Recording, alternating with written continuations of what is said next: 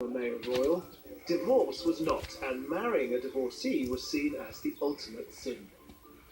When Edward and Mrs. Simpson, as she was then, in 1936, went on a cruise up the Dalmatian coast in the Narlin, there was one photograph of a king with the hand of a married woman on his arm. And that photograph went round the world, and it did shock people. Suddenly people realised that the king was committing adultery, or that's what they assumed.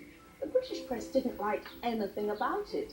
Now, there was no overt censorship. They could have written about it, but it was an attitude of deference to the royal family. But as soon as Wallis's divorce came through, the press jumped at the opportunity to expose the king's illicit affair, and the British public read on in disbelief. Especially the women in Britain were utterly shocked. There were hundreds of women in Britain who were trapped themselves in unhappy marriages. They didn't have access to getting a divorce because it was so expensive. So they really felt that there was one law for the rich and one law for the poor. Wallis represented this brash new future where anyone could get a divorce and women could be dumped. And that was the fear.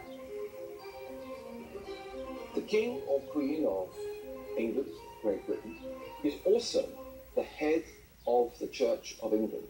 The monarch, certainly in 1936, was still expected to adhere to the teachings of the Church of England, which were fiercely against divorce in those days. The rumours were rife, and the rumours were that they had drugs and dancing at Fort Belvedere, and that Wallis did belly dancing, and nobody actually saw them. But they were so terrified of what Wallis represented. She was an American woman with two husbands, having an affair with another man.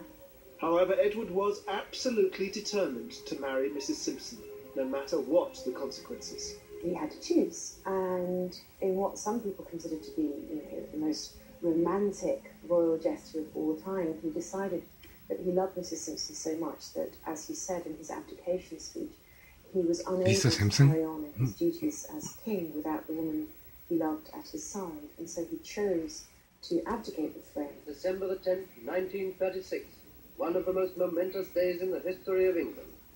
A few hours ago, I discharged my last duty as king and emperor. My conclusion is that he didn't really want to be king. There's a lot of evidence during the time that he was Prince of Wales that he was fed up with the whole business and would have given anything to escape. And curiously becoming obsessed by an American woman with two husbands living, and he must have realised it would be unacceptable that she should become queen. The abdication was a terrible scandal that threatened the monarchy and infuriated the people. But for Edward and Wallis, one scandal would not be enough. Edward married Wallis Simpson and then effectively became an exile. And they were prepared to go pretty much anywhere they were welcomed. They were made a great deal of fuss of in Germany. They were treated like the royalty that they really no longer were. And this was very emotional, appealing to them. In October 1937, the now Duke and Duchess of Windsor embarked on a controversial diplomatic visit to Nazi Germany.